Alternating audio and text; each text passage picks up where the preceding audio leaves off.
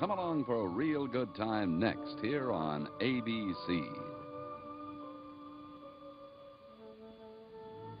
Dark Shadows is a Dan Curtis production.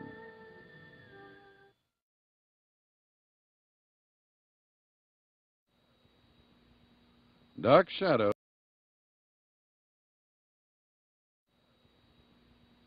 Dark Shadows, number 18, VTR 7666, Air 72066. Take one.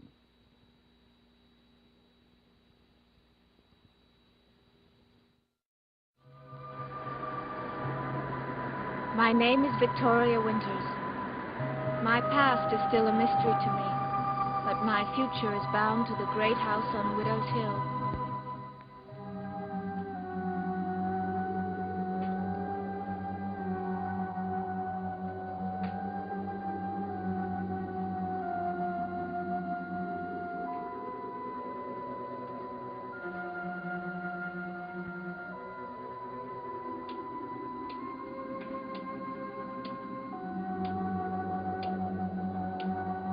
To a boy whose eyes brim with fear and torment.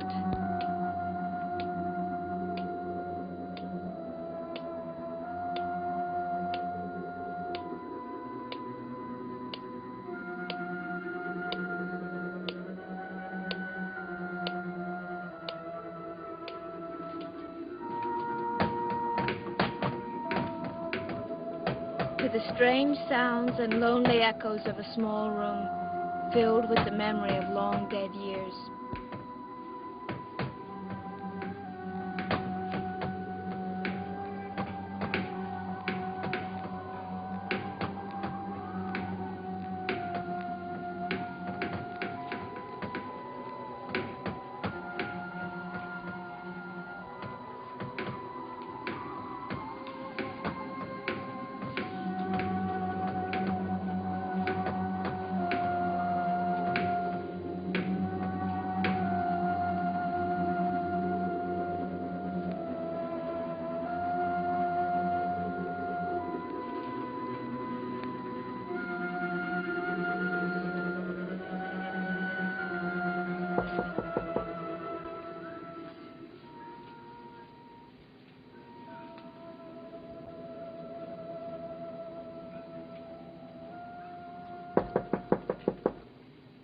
Winters. Miss Winters, are you awake? Miss Winters.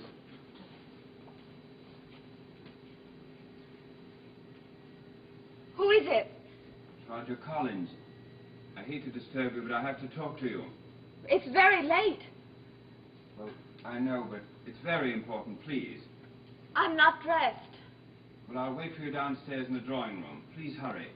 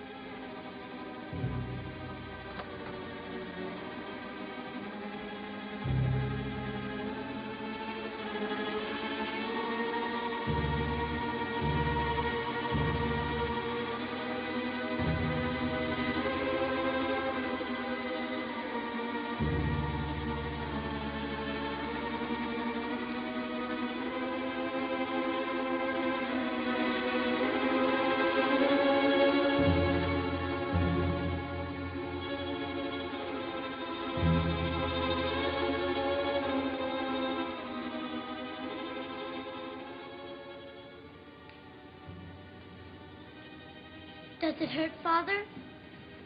David, what are you doing up so late? I couldn't sleep. Worried about me, I suppose. Yes. I wanted you to know I'm sorry. Sorry for what? That I survived? Oh, all right, David. That was a bit cruel of me. Please accept my apology.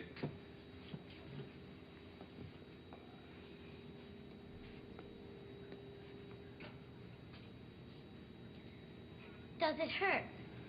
Oh, a little. The arm especially.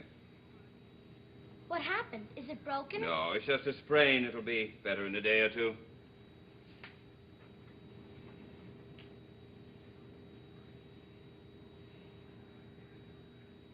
Well, all right, David. Is there anything else? Why do you want to talk to Miss Winters? Well, now, that's not your affair. It's about the accident, isn't it? You think she knows whose fault it is? Well, what makes you believe that I think it was anybody's fault? I know. I know you said someone fooled with the brakes, and that's why the automobile crashed. I know something else, too, young man. I know that I don't like little boys listening at keyholes. I wanted to find out what happened. Well, all right, so now you know. The car ran off the edge of the road. I sprained my arm and cut my forehead. Now, you run along to bed. Do you know who did it? David, I have no patience for this. You were almost killed. Don't you think I have a right to know? The only thing you have any right to know is that it's past your bedtime. Now, get up to bed right now. You don't even care if I am sorry. Just go to bed and leave me alone. That's all I care about. Well, maybe I'm not. Maybe I'm not sorry at all. Maybe I wish you'd...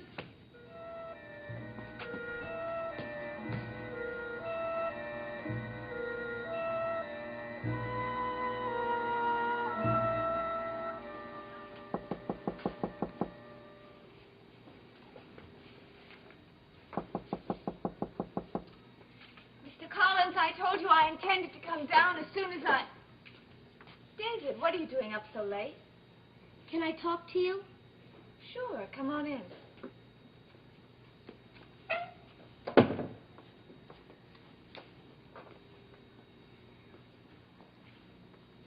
David, I don't have much time. Your father's waiting for me downstairs. I know. I just saw him. Well, he's all right, isn't he? Sure, he's all right. Then what's the matter? I tried to tell him I'm sorry, but he wouldn't listen. Is that all? He yelled at me and told me to go to bed. David, look at me. Your father was almost killed. I'm sure he must be very upset, just as you are. I wanted to apologize, that's all. But there's no reason for you to apologize. Believe me. I know what's bothering you. You told me you said you wished your father would die, and he almost did. Now you think it's your fault. It's not true. It's not my fault. And I had nothing to do with it. Then why are you so upset? You don't believe me, do you? Nobody believes me. David, no one's accusing you of anything. No one but yourself.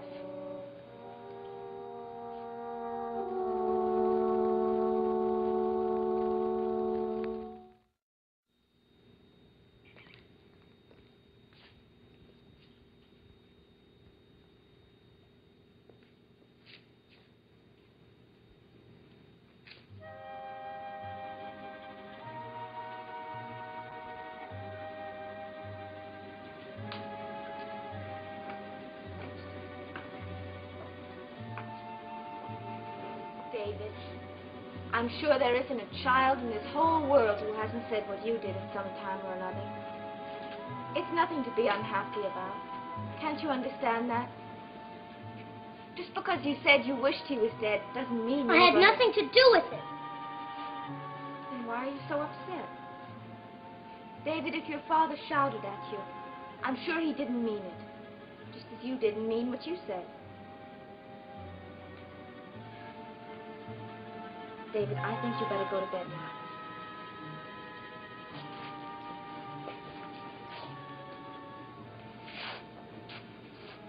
What are you going to tell my father? About you? Not a thing. What are you going to tell him about the accident? But if he asks me, I'll tell him what I know, which I'm afraid is nothing. Now, go on.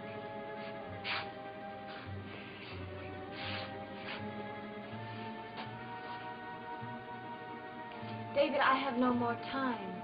Your father's waiting for me. Miss Winters, what if it wasn't an accident? Well, then I guess your father will have to go to the police. And what will they do? Whatever police do. Try and find the person responsible and arrest him. Would they put him in jail? If he's found guilty, he should be put in jail. And now you should be put in bed. Go on, David.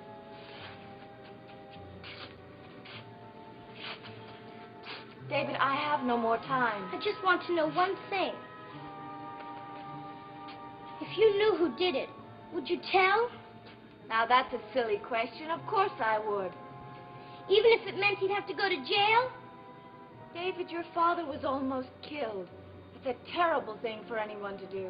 He wants to send me away. Don't you think that's terrible? It's not true, David, and that has nothing to do with it. It's the same thing, sending someone away. That's all you can think about. You and my father. You're both the same.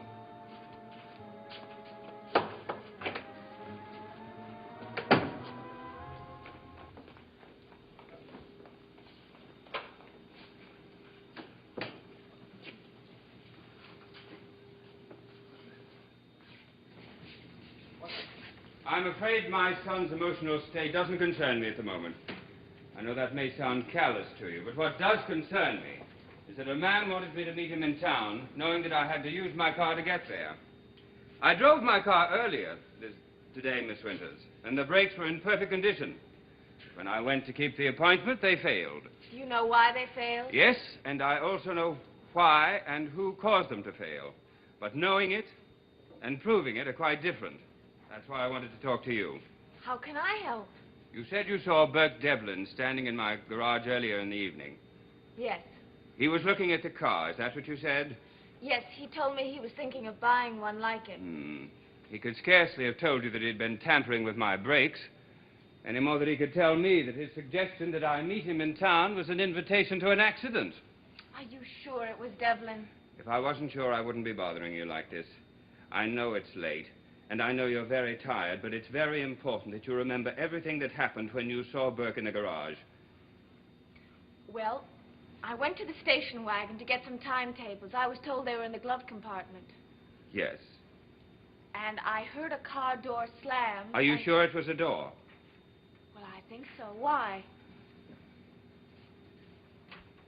This is a sketch of a part that was removed from my car.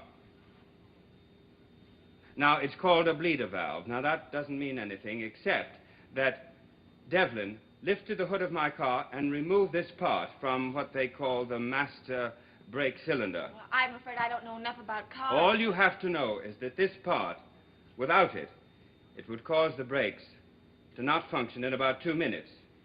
Now, about this sound that you heard, could it have been the hood slamming down instead of the door? I suppose so. Mr. Collins, would you need a special instrument to get that out of the car? Oh, a pair of pliers, that's all. Even a child could do it. A wrench? Yes, why? Well, when I went to the garage to see who it was, and I saw Mr. Devlin standing there, he was holding a wrench in his hand.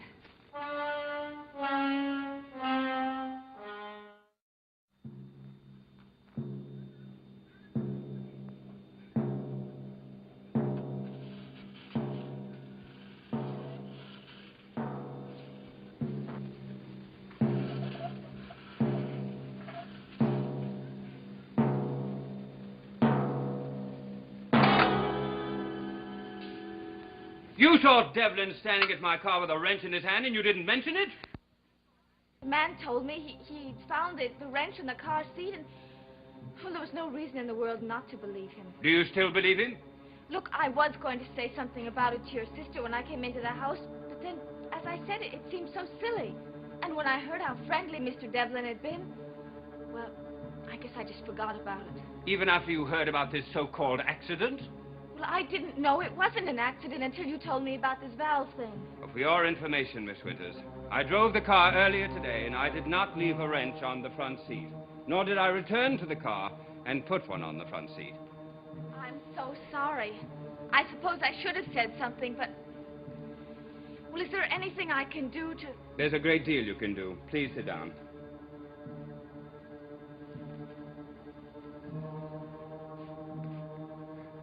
In the first place, is there anything that you haven't mentioned other than this wrench? No. Are you sure? Yes, I'm quite sure.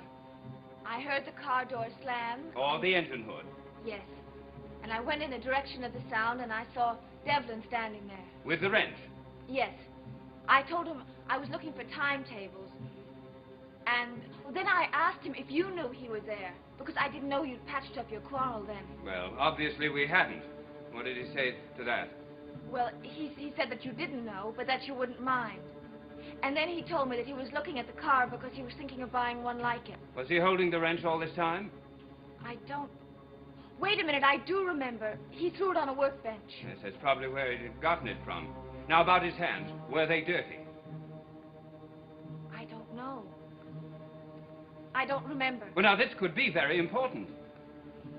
Oh, I really don't remember. I didn't pay any attention to his hands. Did he seem upset? Was he concerned that you found him there? No, I remember that very well. He seemed very calm and pleasant. He wasn't concerned at all. Well, I see. Well, he's going to be concerned, very concerned. Don't go away, Miss Winters. Are you calling the police? I'm calling Burke's Hotel. Is Mr. Devlin there? Oh, he's not. All right, thank you. I'll call later. He's not there, but he will be soon. What are you going to do? I'm going to wait outside the hotel and wait for him to go in. And when he does, I'm going right up to his room and throw this whole thing right in his face. Wouldn't you be better off by getting the police? Oh, I intend to. But only after I have enjoyed seeing Burke and forcing him to tell me the truth. Now, you'd better get dressed. Me? What for? I don't want to give him the chance to deny that he ever had that wrench. I want you standing beside me all the time. I'm sorry, Mr. Collins, but Well, you just asked me if there was anything you could do to help. This is it. I know, but... Look, you won't have to go up to his room. Not unless it's absolutely necessary. You can wait in the lobby. But I may need you. Now, don't let me down now.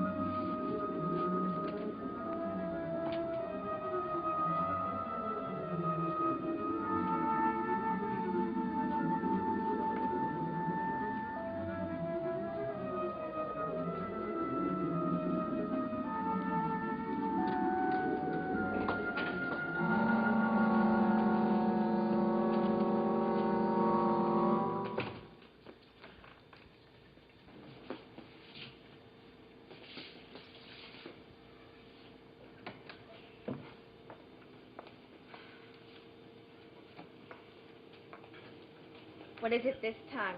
Another present?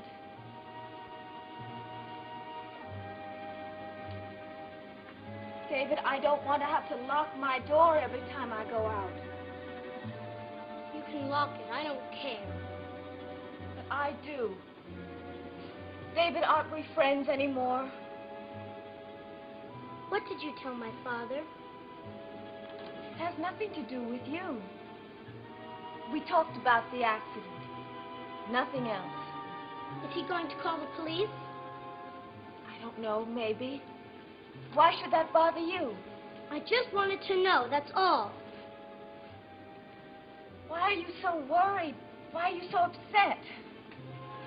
Where are you going? Into town with your father. David. To the police? Maybe. I don't know.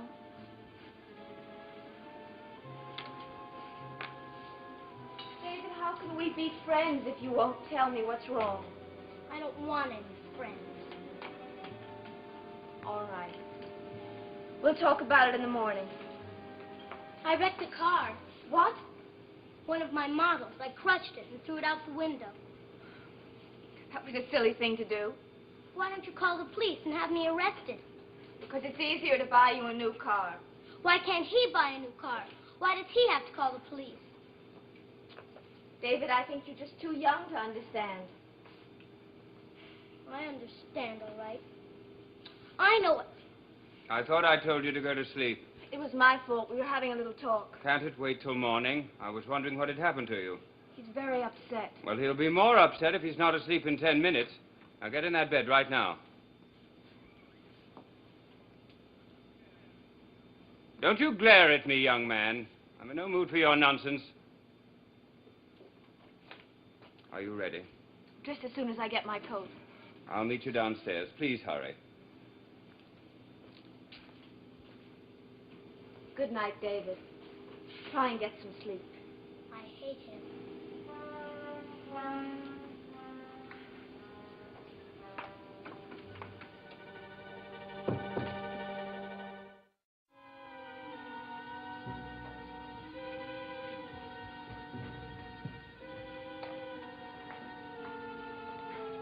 Well, is my son properly tucked in? I'm sorry I took so long, but I was very worried about him.